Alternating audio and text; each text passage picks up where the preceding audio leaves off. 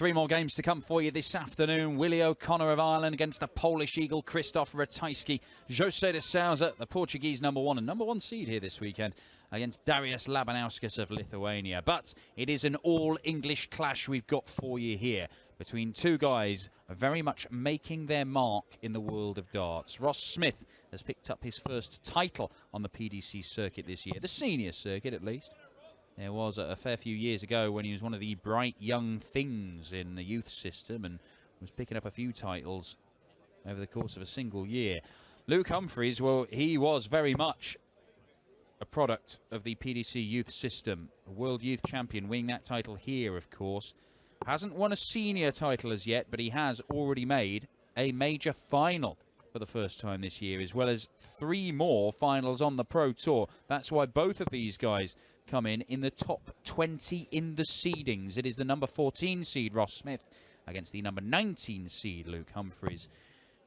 It is Smudger versus Cool Hand for a spot in the last 16, with potentially Johnny Clayton playing the winner. Although Scott Mitchell will have something to say about that. Interesting game ahead. And we've got 2 players here who have subscribed to the weight loss category to help their careers, and it has helped them both in a big way to play better on the floor. That's the whole thing that Luke Humphries went through at the end of 2020 when he lost to Paul Lim at the Worlds. He said, I've got to do something about my floor game. I've got to be better prepared coming into these tournaments here. And he's done that this year. And so has Ross Smith. Yeah, and paying dividends. The results have improved for the pair of them. Sounds like there was a bit of an argument on the main stage between Peter Snakebite Rice and Adrian Lewis, I'm told. Another reason to be over here on stage 2. Don't want to see any of that unsavoury business. You don't say, well, you wait. You wait until it all kicks off between Darius Labanauskas and Jose de Souza. Windmilling away on stage 2 here in Red Spot later. I know it isn't going to happen. It'd be quite a sight if it did. What are they going to argue about? Eurovision Song Contest? It might be feisty between Willie O'Connor and Krzysztof Ratajski. Oh, that could be good. That's next. But let's see this one first. And I think what we're going to get from Ross and Luke is a professional battle. 100. You require 130. And at the end, it's going to be amicable. But who is going to be the victor? 59. Now, Humphries started slow yesterday. I don't think he can do that against Smith today.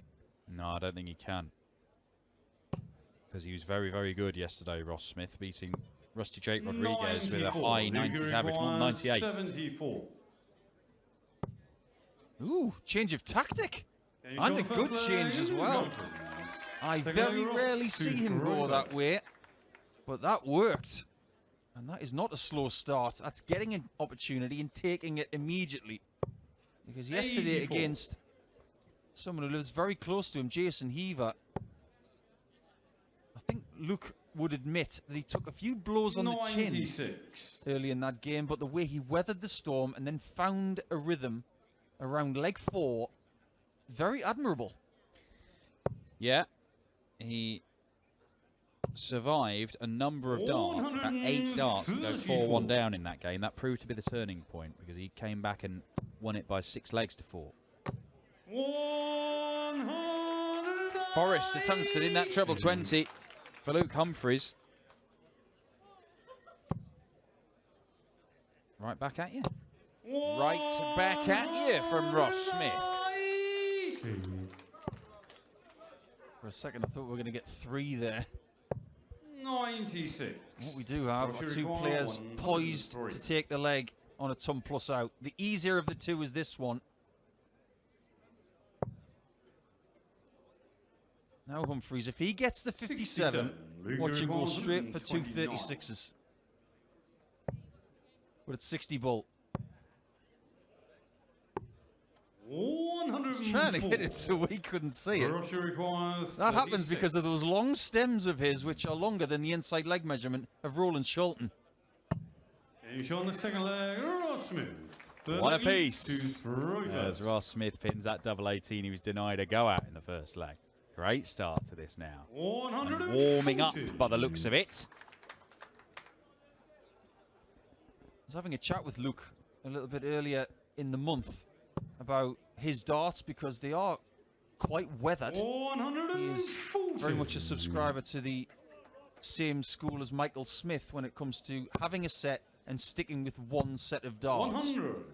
But at some point, you may start to feel that those grooves aren't as sharp as they used to be, and you've got two choices. You can get someone to machine the grooves and make them sharper, 82. or you can move to a new set. Now, moving to a new set for Luke is a big deal, like it would be with Michael Smith. I'll be fascinated to see what he does.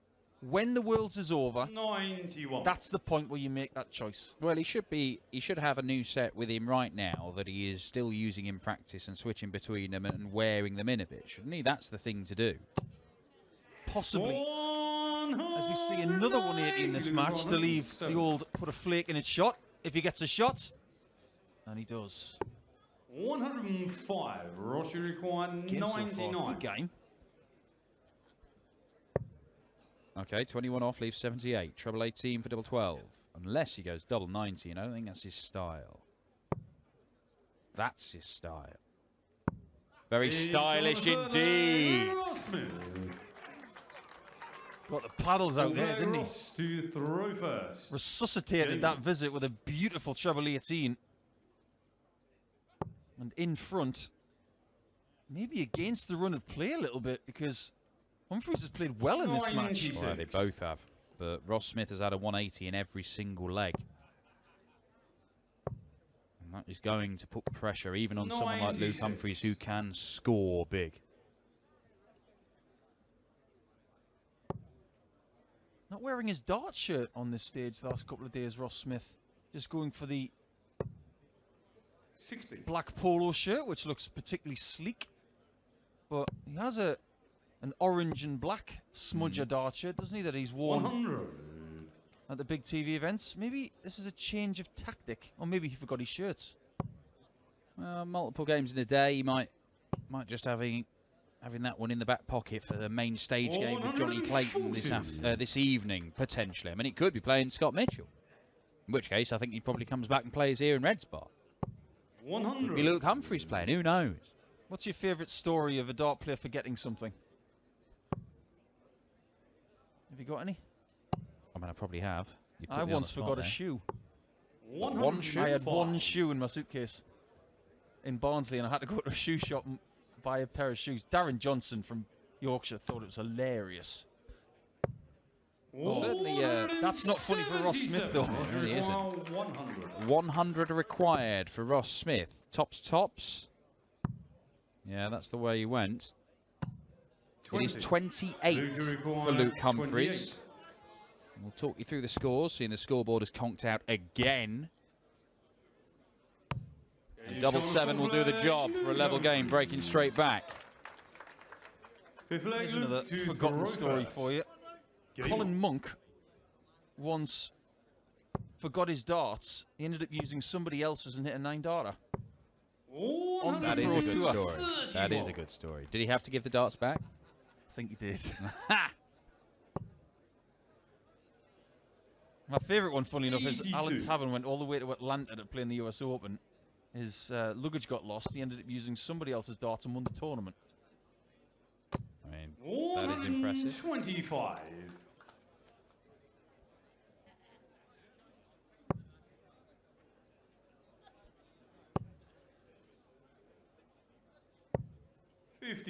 Both averaging over 100 in this game.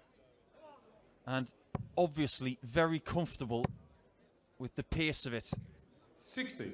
Just getting on with things. And there are slight modicums of negativity here and there, but you don't get that from Ross. He's a very stoic individual.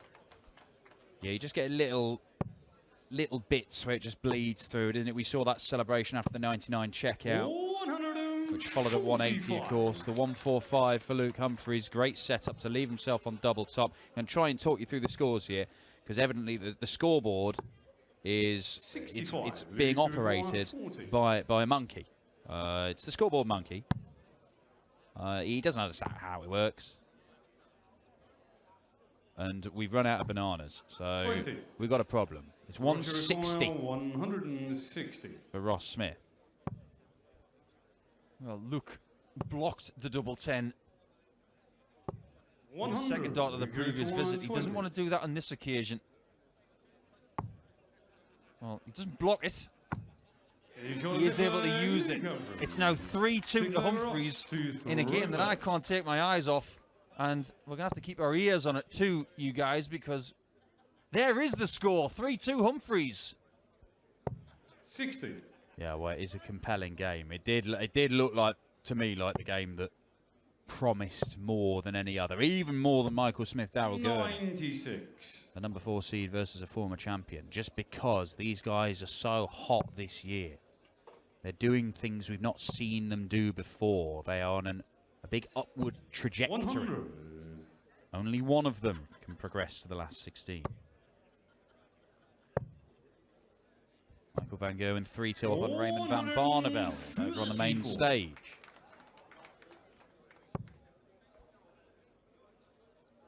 I didn't think I was going to see another MVG versus RVB game. 140. Raymond retired.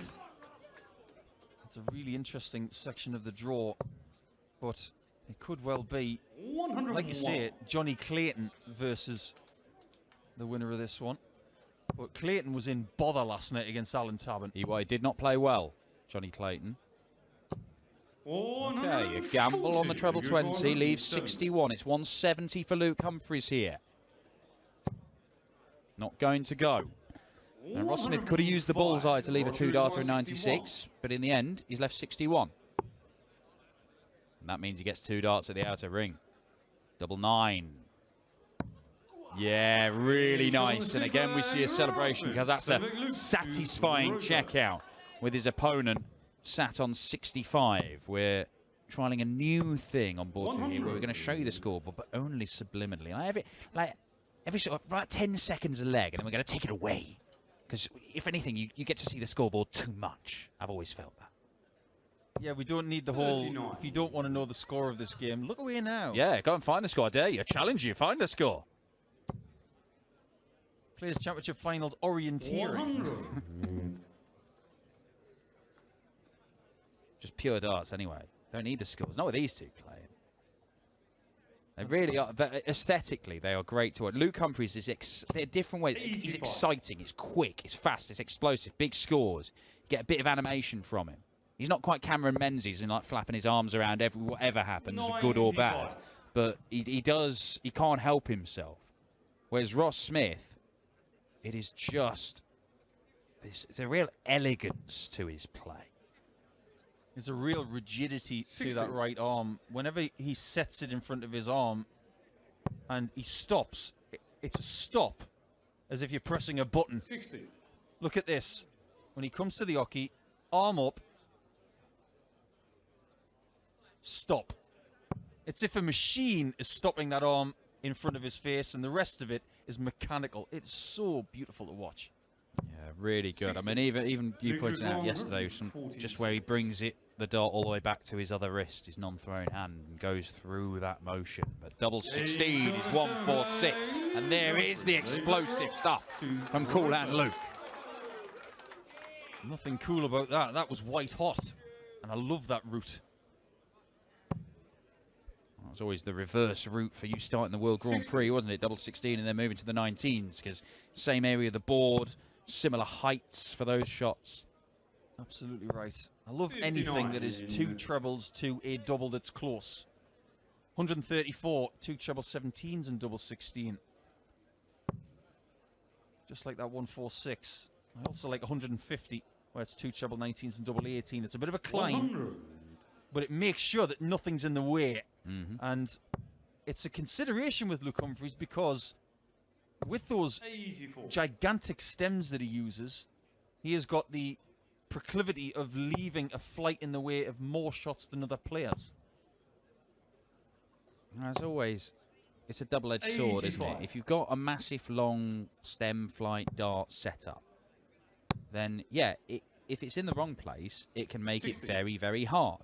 If it's in the right place, it can make it even easier than someone who has a smaller setup, because you've got such a big target to just funnel it down. Bit like that. Rectamundo. Humphries needs 2 trebles to get to a finish. Easy one. The destiny of this leg is not in his hands. I think we're going to the wire here, like we have done with 3 of our 5 matches on this stage. 8-8 for Ross Smith. Sensational leg from him. It's 4-4. Well, 4 180s for Ross Smith. 95, thank you. George Noble just reminding the crowd of their responsibilities. 60.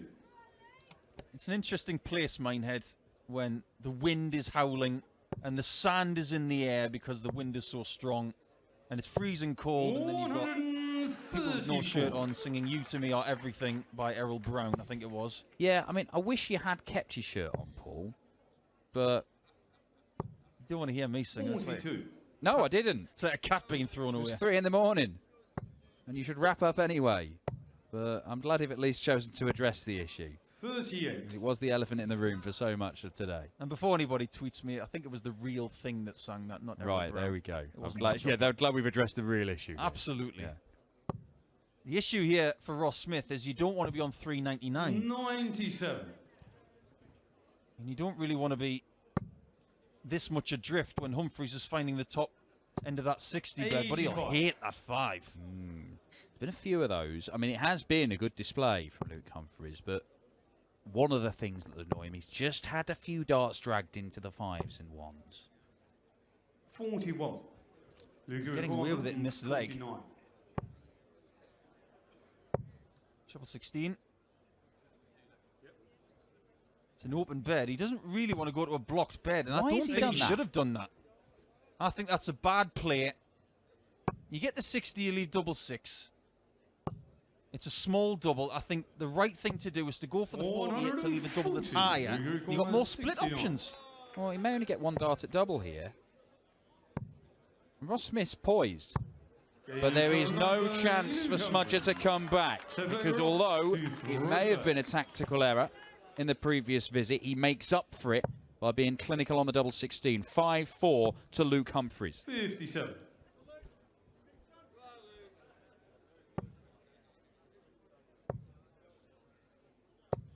You can't pounce on that mistake from Smith. Only a 57 start, and he beats him by only 1 point. He can't help himself, can he? The frustration there, and he stops, and he can't. Someone like Rod Harrington would absolutely hate that. He feels that you're just feeding your opponent, showing him how frustrated you are, that you're getting the better of him. That's how you hit back.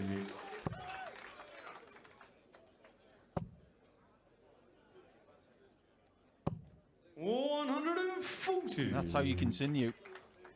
First to a finish, and you can't make any errors here. And he does get to a finish. 164. Could we get a biggie? Could it be a biggie to win it? Gerwin Price has been involved in a match on this stage before where he's hit 2 of these in the same game. I remember. We're not going to see one here. In fact, Luke Humphries looked like he got a little bit excited there, as that went sailing past its intended target. Are we going the distance? Of course we are. That's what this game deserves. 10 legs, they cannot be separated. Ross Smith, the number 14 seed. Luke Humphries, the number 19 seed. Smith has won titles this year. Humphries has made a major final this year. It's a 1-leg shootout for a place in the last 16 to face either Scott Mitchell or Johnny Clayton. Oh boy. Big 180 from Ross Smith. Now, one thing I was going to say, the difference between Humphries in 2020 and 2021 is the amount of times he has won 6-5 as opposed to losing 6-5. This is one of the biggest games he's played this year outside of a floor event that has gone the distance. What a last leg. 86 left after 9, and he's still frustrated he didn't come away with a maximum. because that would have given him guaranteed or semi-guaranteed 2-match starts. He may only get one at the ball here. 60. Well, he doesn't even need to. He can set this up nicely. Just take it easy. Or you can just do it in 11. 78. More evident disappointment, but look where Ross Smith is. Take a deep breath and fix it next time. He started this leg with a 180, Ross Smith, and Luke Humphries has just battered him in submission with consistently great visits. 45. Do not mess it up now. Ryan Joyce and Michael Smith have already missed match starts and lost on this stage, but Luke Humphries does not join that list. It's an absolute thriller and a brilliant last leg decider from Cool Hand Luke, who keeps his cool, reaches the last 16 and sets up a mouth-watering clash with either a world champion in Scott Mitchell or a multiple major winner this year in the Ferret, Johnny Clayton.